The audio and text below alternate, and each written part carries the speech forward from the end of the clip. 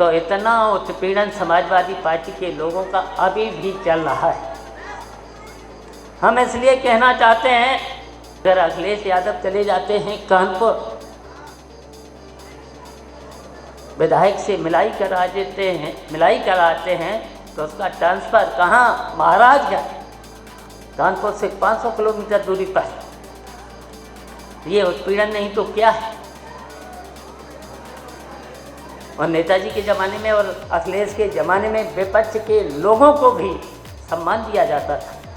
जब इस तरीके से कहीं पर भी बेईमानी से जब हराया जाता है तो वहाँ किसी नेता की हार नहीं होती, वहाँ की जनता की हार। मैनपुरी लोकसभा जीते हैं हम, खतौली भी जीते हैं, रामपुर भी हम जीत सकते थे और जीत होती, लेकिन बेईमानी की वजह से रामपुर को हरा दिया गया है। सबसे पहले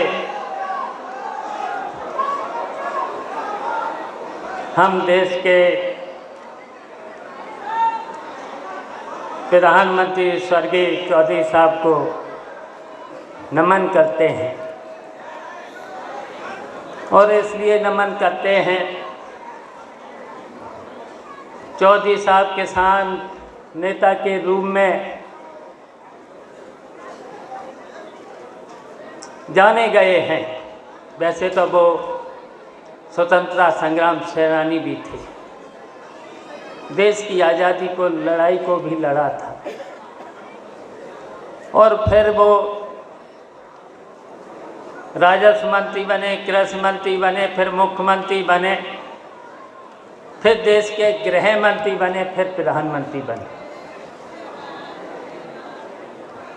और जब जब चाहे वो मंत्री बने हो, चाहे मुख्यमंत्री बने और चाहे प्रधानमंत्री बने, उन्होंने किसानों के हित में शानदार निर्णय लिए।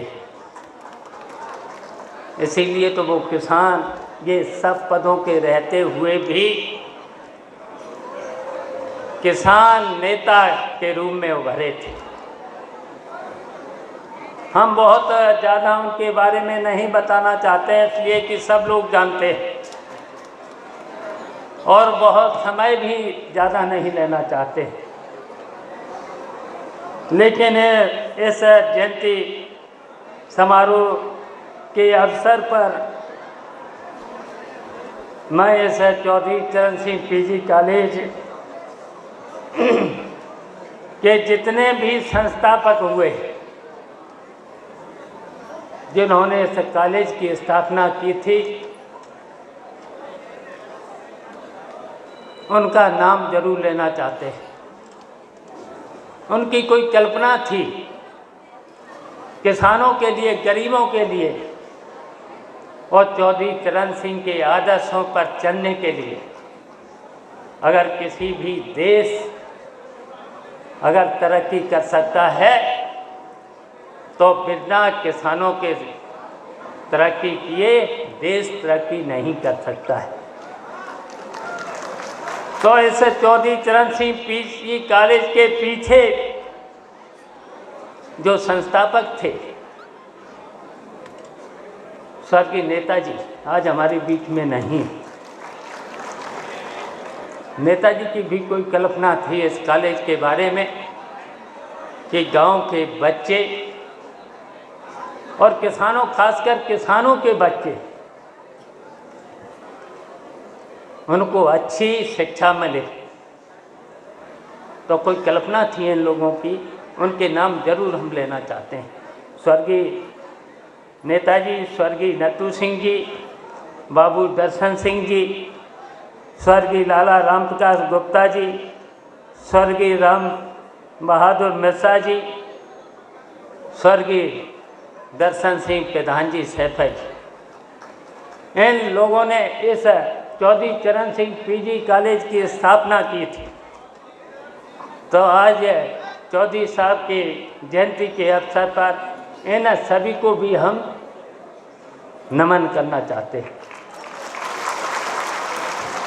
और यहीं तक हम और आगे हम कहना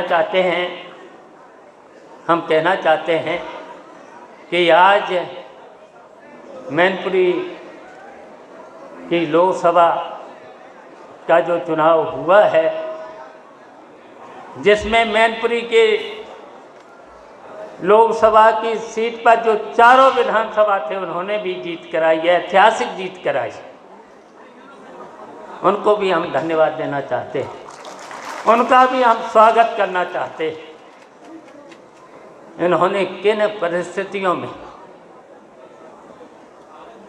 एक तरफ जहां पर सरकार और सरकार के इशारे पर फोर्स किस तरीके से कम कर रहा था, उसके बावजूद भी मैनपुरी की लोकसभा के सभी क्षेत्रों ने, जिनको अभी डिम्पल यादव जी ने आपको जिक्र किया था, सभी क्षेत्रों, करहल का भी जिक्र आया, किसनी का भी आया, मैनपुरी का भी आया, और मैनपुरी के साथ साथ भौगांव से कोई उम्मीद नहीं थी, लेकिन हम सभी विधानसभा क्षेत्र के लोगों को और ख़ासकर जसवंत नगर के लोगों को, खासकर जसवंत नगर के लोग यहाँ पर आज बुलाए गए। पहले तो जब सरकार का आतंक और सरकार के आतंक के साथ साथ पुलिस फोर्स का आतंक का वोट ज़्यादा नहीं पड़ने पाए, लेकिन वोट तब भी हमारे बहादुर समाजवादी पार्टी के कार्यकर्ताओं ने, सभी ने, हमारे जितने भी यहाँ पर बूथ प्रभारी हैं, सेक्टर प्रभारी हैं, जितने भी हमारे नेता हैं, कार्यकर्ता हैं, जिन्होंने रात दिन कुछ नहीं देखा, जो हमने और हमारे नेताओं ने जो भी आदेश दिया, जो आदेश का पालन किया है, उसकी वजह से रिकॉर्ड जीत कराई है। इसके लिए हम आज सबको धन्यवाद देते हैं। वैसे तो मैनपुरी लोकसभा जीते हैं हम, खतौली भी जीते हैं, रामपुर भी हम जीत सकते थे और जीत होती, लेकिन बेईमानी की वजह से रामपुर को हरा दिया गया है, बेईमानी से हराया है। और जब किसी नेता की हार नहीं होती, जब इस तरीके से कहीं पर भी बेईमानी से जब हराया जाता है, तो वहाँ किसी नेता की हार नहीं होती, वहाँ की जनता की हार होती है, जनता को हराया जाता है, क्योंकि वहाँ का प्रतिनिधि जनता चुनती है। तो फिर जनता की बेईमानी से जब हराया गया है, तो रामपुर की जनता को हराया गया है। और यहीं तक नहीं, हमने तो देखा है अभी उत्तर प्रदेश में देखा है कि जब हम अभी 19 तारीख को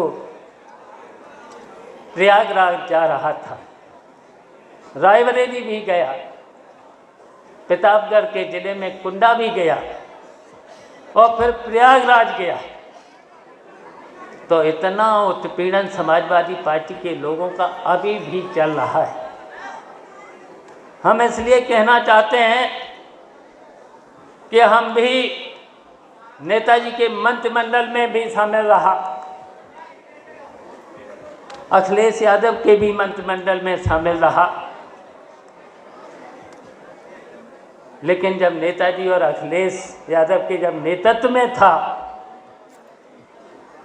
तब नेताजी और अखिलेश यादव चाहे सत्ता पक्ष के हों चाहे विपक्ष के हों, उनको भी तरजीह देते थे, उनका भी सम्मान रखते थे। लेकिन आज हमें देखने को मिल रहा है आज हमें पूरे उत्तर प्रदेश में देखने को मिल रहा है। मैंने तो देखा है, उस दिन रायबरेली में देखा है, उस दिन हमने कुन्ना में देखा है, उस दिन हमने प्रयागराज में देखा है।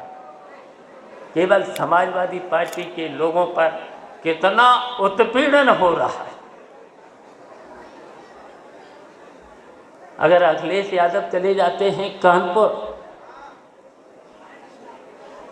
विधायक से मिलाई कराते हैं तो उसका ट्रांसफ़र कहाँ? महाराजगंज, कानपुर से 500 किलोमीटर दूरी पर। ये उत्पीड़न नहीं तो क्या है? और नेताजी के ज़माने में और अखिलेश के ज़माने में विपक्ष के लोगों को भी सम्मान दिया जाता था, लेकिन ये क्या हो रहा है तब? हम इसलिए नहीं कहना चाहता हूँ कि हम लोग डरे नहीं हैं और हम लोग थके भी नहीं हैं। जिस तरीके से हम लोगों ने 2007 से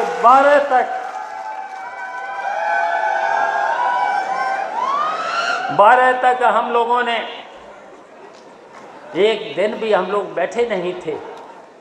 और हम आज कहना चाहते हैं, हम किसी भी कीमत पर अब समाजवादी पार्टी के कार्यकर्ताओं का, नेताओं का उत्पीड़न रोकेंगे, उनका उत्पीड़न नहीं होने देंगे।